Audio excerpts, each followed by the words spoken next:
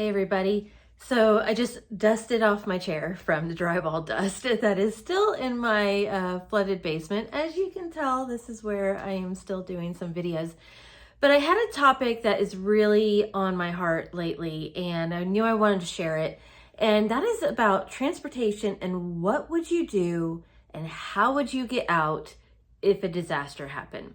And I think people generally think they know how they're going to get out, but I think in reality, it's going to be a lot different than what you might be anticipating. So I want to talk about that today. First of all, we're going to talk about actual transportation methods. And then second of all, roadways and actually leaving, because they are two different things. So what brought this to mind is I was running errands. I mean, it is 9 weeks in after Hurricane Helene right now in Western North Carolina. And I was running errands and I continue to go by these houses and they have cardboard signs out front by their driveway and says, please leave all packages here. It's like handwritten pieces of cardboard at the end of their driveway. And I'm like, 9 weeks in, why is it still like that? And it's because there was a small stream that ran underneath their driveway and the stream completely flooded, and therefore any bridge structure that was on top of that tiny stream is now gone. And vehicles cannot get across this very narrow gap, but it's still a gap that has to be driven across. So 9 weeks in, these people are still having their mail delivered at the end of the road. And this is not even a hard, one of the hardest hit areas. There's places that have been harder hit.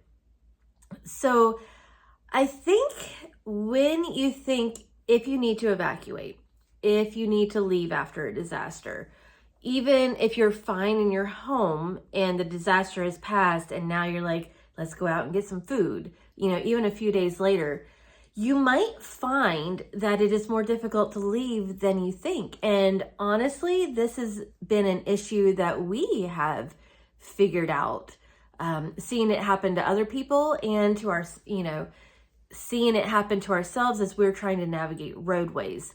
So you need to think about how you might leave your house. A lot of people in Western North Carolina completely lost their vehicles, all vehicles, washed away in the river, mudslides, whatever.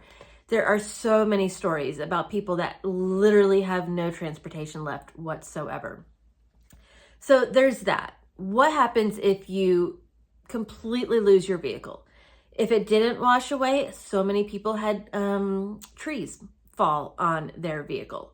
What would happen in that case? If a tree didn't fall on or any of those things, then what happens if there was a tree that fell in front of your driveway or carport, your garage, whatever, and is blocking you from getting your vehicle out? Do you have a chainsaw? Can you remove the tree on your own, or would you be dependent on waiting for somebody else to do it for you? I think in the comments of one of my previous videos, somebody said that in California, after an earthquake, a garage was completely damaged at their friend's home, and it wasn't for lack of power, not being able to open the doors, but literally the structure of the garage fell in and the vehicles were inside and could not get outside. So you really need to think things through. What happens if you don't have a vehicle? And I think there are a lot of options that you should consider. I have a friend that I think the night of the hurricane coming through, well, actually the hurricane didn't come through until the morning. I think this was the night where it was just insanely raining and raining and raining. And he went out, and this is in the middle of town, by the way. He went out and wanted to see what it looked like. And so he had a kayak that he was using. Well, he was only a few blocks from his house, and he found 5 people that were almost drowning because they were trapped inside their homes. There was 2 different sets of elderly people in their homes. One had dementia and literally didn't understand what was going on and was just waiting for somebody to come drive and get them. So there was 2 sets of elderly couples, and then there was another person trapped in a gas station. And so what he was doing was kayaking through the streets, made contact with the people. This was not supposed to be search and rescue. It was just supposed to be, hey, I'm interested. Let's go out and see what's going on. So he kayaked back to his house to get a paddleboard and somebody else to come to the houses to then get the people on top of the paddle boards and in the kayak so they could bring them back to his house for safety. So if you are in an area where you know that water is probably going to be an issue and flooding, I would really consider getting a kayak, a paddleboard, a canoe, any of those things that might give you another option of evacuation. Now, you might not have room to store it. I mean, that's completely understandable. But did you know there are blow-up kayaks and paddle boards? And if you knew that something was coming, like if you lived in Florida or Texas on the Gulf, and you knew that there was a tropical storm or a hurricane coming, you could inflate it ahead of time and store it somewhere. It's not like you have to have it stored all the time. So that is an option. Just think things outside the box. A bike would be so important if you had to leave your home and did not have a vehicle, and you need to have the physical ability to use the bike. And yeah, you might think, oh, well, I could use an electric bike or an electric scooter. And you could, maybe. But what happens if it's not charged after you need to get out and you have no electricity? I mean, those things are probably going to suck a lot of energy trying to get them to charged up, even if you have a generator. What if they don't work? Like, what if you're trying to use an electric piece of equipment and you're in slightly flooded roadways and areas? A bike would be okay, but using electrical stuff that has like a machine, probably not your best idea. So consider having just an old school, old fashioned bike, something that runs. It doesn't have to be fancy. You need to make sure that the chains work and the tires are inflated. Have a whatever those things are called, it's something to inflate the tires with. Have a few patch kits in case there was a hole in the tire. You can get patch kits you can get them so cheap. I'm not sure if the Dollar Tree has them, but I know I've seen them very inexpensive. You can get them online as well. So have that, and then some grease if you need it for the chains. So we talked about bikes. We talked about kayaks, canoes, paddle boards even. If you are in some place with snow. I mean, you're probably going to be more prepared in order to get out and have the equipment and all of that. But what about something as simple as snowshoes, skis? If you are new to an area that is known for its heavy winters, do you have this equipment already? Don't put it off. There is no reason that you should be putting it off. And then on top of that, alternate forms of transportation, just walking. Do you have proper shoes? I mean, I know that sounds so silly, but you'd be surprised at the people that might not have just a good pair of hiking shoes or sneakers, that if they had to walk a couple miles, can you do it? Not like in fancy flip-flops or designer shoes. Do you have good socks? If you have some mobility issues, do you have some walking poles that you can use? That would make things a lot easier for you to be able to walk. If you have children and you needed to get out and you had no vehicle, what about an oversized wagon? Do you have strollers? They don't have to be fancy. They don't have to be used all the time. They just have to be available when you need it. Even pets. If you have pets, I mean, what if they were small, really small pets, and you needed to walk to get out of your house or go get food? A tiny little dog is not going to be able to navigate through flooded waters. It also is probably not going to be able to keep up with you in order to walk miles. So what about, something to carry your dogs with, a sling, a wagon, any of those things? Just think that through of who would you have relying on you? How would you get them to where they needed to be? And that brings us to number 2, and that is roadways and how are you going to get there? So one of the interesting things in Hurricane Helene after it came through here, So our neighborhood had massive trees that were down at the very end of the road. And there was just enough space for small cars and very small pickup trucks to scooch under. It wasn't smart, but they were doing it. There was power lines everywhere, but of course there was no power. So people weren't worried too much about that. So small vehicles were getting through. The county, the city, whatever you want to say, nobody was coming out of an official capacity to cut these trees in order to make this major road accessible. I think it was only down to 1 lane as well at that time for several days. We're talking about probably at least 4 or 5 days, I think is what it was. Finally, some random person that was driving through that just happened to have a trailer with equipment on it stopped traffic and cut the trees down so at least people could pass through. And again, it was based on individual people doing this, not the county, the city, emergency crews coming out and doing that. So you need to make sure that you're able to get onto the road. So then after we could get onto the road, then since there was a lot of flooding, sinkholes were a major problem around here. And they were popping up like just overnight. So just because a roadway was open and clear one day does not mean that it was going to be open and clear the next day. And it was really, really frustrating on so many levels and so dangerous. So you would drive somewhere a certain way one day, and the next day it would be closed to traffic. And you'd have to figure out how you're going to turn around. There was people with really close to me, right over the creek. There was a major road, again, leading to the highway. And there was a huge sinkhole. And there was no county signs. There was no like major like metal signs or anything like that. Somebody found an orange cone, put it in the middle of the road, had a big piece of cardboard. Sorry, I'm inhaling drywall dust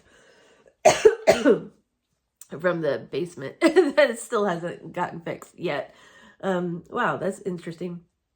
So anyways, they wrote a note on the piece of cardboard saying sinkhole ahead, road closed. You could barely see the sign as you were driving up. If there wasn't a cone in the middle of the road, you probably wouldn't have seen it and you probably would have still kept driving. There was some parking lots and areas where sinkholes, like scary sinkholes. A road that I needed to drive down had a sinkhole that was on the side that was literally making it a 1-lane road. And there was no warning until you were on top of the sinkhole. I mean, I hope you were slamming on your brakes or knew the road very well.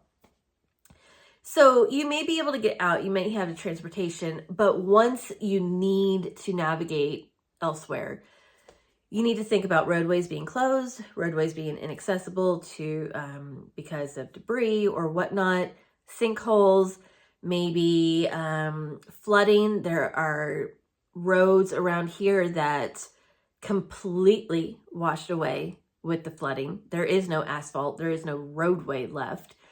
Chimney Rock, North Carolina, Bat Cave comes to mind. There are many other places. There's physically no way to drive out. Put that into context. You may have your vehicle. There is physically no way and no road to drive on. So what are you going to do to get anywhere? What if you're perfectly fine? There was no damage, and yet you cannot leave because there is no road. A lot of things around here as well, people have private roads and they have small bridges crossing creeks and streams, not major rivers, but enough where they needed a bridge to go across. And now the bridges are no longer there. And it's a whole thing with insurance and trying to get who's going to pay, and it's private property. How are you going to rebuild? Somebody needs to get there. Bridges are expensive, even if they're tiny. It's really a serious issue out here because there are so many people that can't get to their homes because of maybe a 4-foot, 5-foot gap that went over a creek or a stream, and there's no bridge or structure there to drive over anymore. so they can't get their vehicle on the other side. So there's all that. And then along the lines of what would you do if there was no infrastructure is, what if the infrastructure is changing? And I need you to think about this right now. And it's something I've always thought of and always kind of in the back of my head. You know, every now and then when you go out, it's like, okay, well, if this road was closed, how would I get to the same place? It's kind of like a mental gymnastics game. And it's not, I mean, it's something that you could sit there and you could plan, you know, in one day, in an hour, and write it all down. You could think of these things as you drive during, you know, throughout your town and being like, oh, let's find another alternate way to get to the places that you either must get to or frequently go to.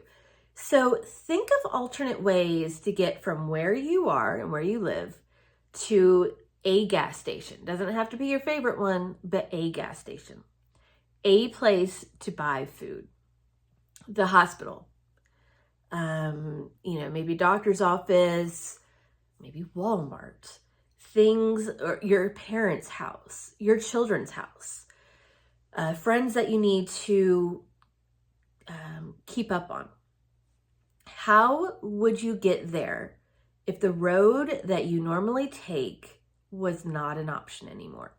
And this is really, really, really important, because you cannot figure it out when you are driving and you come to an intersection and on the other side of the intersection, the road is no longer there. Like, and if that's the case, chances are you don't have power and you don't have a strong internet connection. So it's not a matter of, oh, let's just look at Google Maps and figure it out. That's not happening. If there's not a road, chances are there's no internet either. So you need to know how to navigate. And it's not to say that you can't figure it out along the way. You know, Google Maps did work. It was very slow. The problem with Google Maps in the weeks and weeks after the hurricane is that it would show roads closed and they were clearly open. It would show roads open and they were definitely closed. They don't know the nuances. They don't know that a sinkhole just opened up in one lane of traffic overnight. They don't know that a road has been cleared and is now opened. So while you can rely on Google Maps and GPS, it is not a fail-safe option. So just challenge yourself. Whether or not you write it down, the directions, whether or not, just please also get some paper maps. You cannot rely on GPS and electronics and, you know, Google Maps or any of those products with your electronics. You just can't rely on that. Doesn't mean you can't use it, but it can't be the only thing that you are relying on. So make sure you have an atlas. Make sure you have city maps, a state map, paper maps. You can get these for free. Chances are you may be able to call your state tourism board or your city tourism board and get them mailed to you. You may be able to download it right now off of the internet. You can get them at welcome centers when you're crossing the state line. Go to, tourism places. You can get paper maps right now. So be sure to get some of those. Think alternate ways through before you need them. And just really challenge yourself as to, okay, what would be like at least one or two alternate ways to get to the places that you need to go. If there is no other alternate way to get to the places where you would need to get to, say a gas station, the hospital, you might really want to start considering, I don't know. You have to think that one through. I don't know the answer because I don't know where you live, but you would have to know, okay, what would my other option be? Can I hike out? Can I bike out? Snowshoe out? Whatever those things look like that you might need to do. So that is the transportation. I just think it's really important because we went through a lot of that trying to navigate our city afterwards. It was so frustrating. I mean, it was a small frustration compared to a lot of other people's problems, but never knowing how you were going to get to any given spot, any given day, or even halfway through the day. Sometimes roads would be closed and then they would open up just a few hours later. So it was always just kind of a game to play as to what is going to be open. And also when you are thinking of where to live, if you are thinking things through as to, okay, I'm changing locations, where do I want to live?